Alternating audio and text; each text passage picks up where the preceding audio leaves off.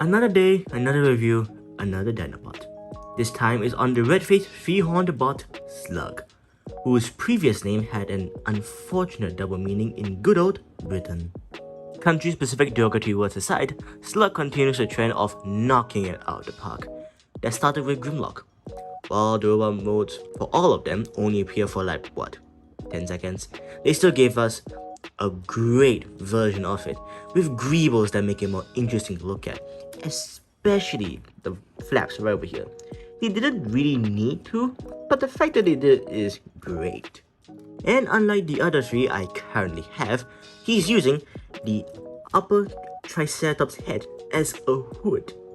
It's visually different and keeps the group from being bland, as unlike the Seekers, they have a very consistent color scheme.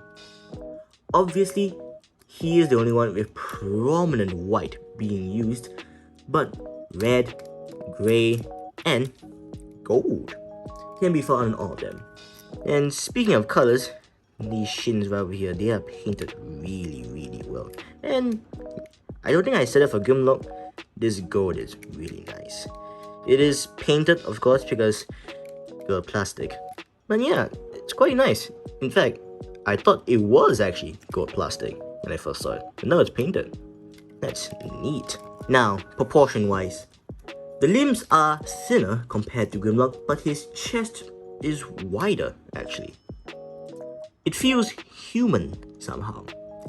The hair sculpt also factors into that. Taking a closer look, it looks like a guy wearing a square helmet while wearing aviator shades to give him a permanent cool guys don't look at explosions face from 80s action movies. And also, due to transformation, his head is not exactly square.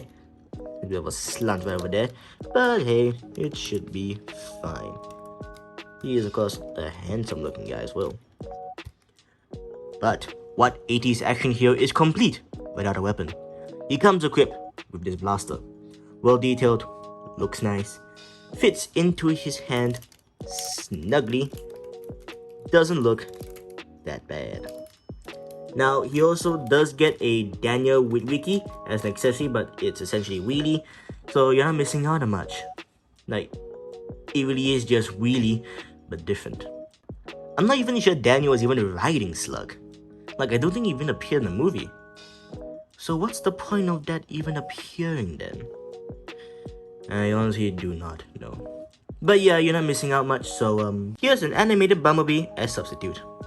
And it also shows you just how small this guy is. Still a fun guy though. Well, my copy is a bit weird in vehicle mode, but whatever.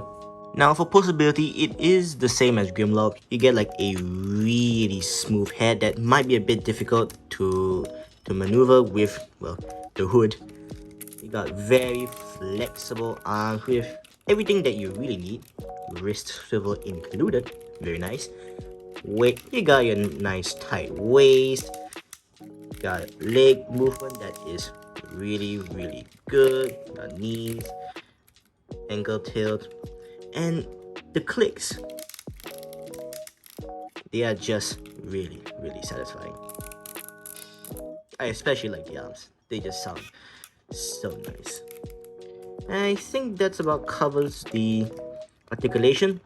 What I do want to mention, over the years, the knees have got a bit wiggly.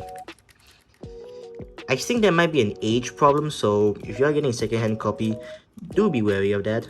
And sometimes the cable might just sort of fly out, so make sure you're re-clicking it in and you're done.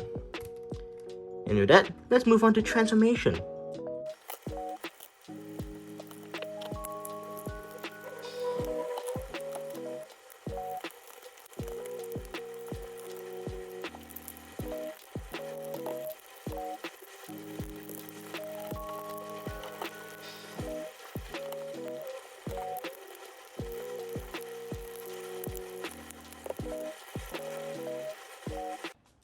So that transformation is basically scrunching him into a brick that just so happens to sprout limbs and a head. It's not a complaint, more of an observation. The one part that I don't really like is the tail where you have to make it, well, this right over here, and it isn't I have to put in a lot of force to do it, and sometimes it just pops out, which isn't fun. But on the right side, his golden feet actually blend in quite nice. I also do like these bits right over here that emulate the golden feet, because this entire chunk was actually his feet on the original toy. Quite nice. And the best part of this is, well, weapon storage. You see this weird nub right over here? Well, flip it over, have the gun, plug it right in, and there you go. There's even a groove right here that fits in with these, and it looks nice. Not only does it fill out the gap, but it also extends it out as well, making it more natural. This is by far the best weapon storage for all of them. Unless Soup has something even better, but none of us know that, now do we? Now, as you would expect, articulation is limited. Yeah, you do get full rotations. Well, because this is the arm, yeah, you get whatever articulation you got for the arm, you get it right over here. The back legs, you get like this much, and yeah, that's it. And you can even open his mouth. And there's like a 3mm port where you can plug something in there. Quite nice. Yeah, it isn't much. You can make him expressive if you try, but I am not expecting much from a leader budget, so it is fine. Oh, and here's Wheelie from Grimlock, and I'm using it to substitute. Well, I was going to use it to substitute Spike, but apparently there is actually a slight difference, because in the way it's been designed, Wheelie can actually plug in without looking like a total doofus. So yeah. I never liked that kind of accessory anyways. To substitute, here's Animated Bee riding Slug. Fun. Now, overall, Slug here is a fine update to the Power of the Primes version that had too much going on. Way too much. It is the perfect companion piece to Grimlock, and also the true start of being financially invested into the subgroup of Autobots, because you could definitely just buy Grimlock by himself.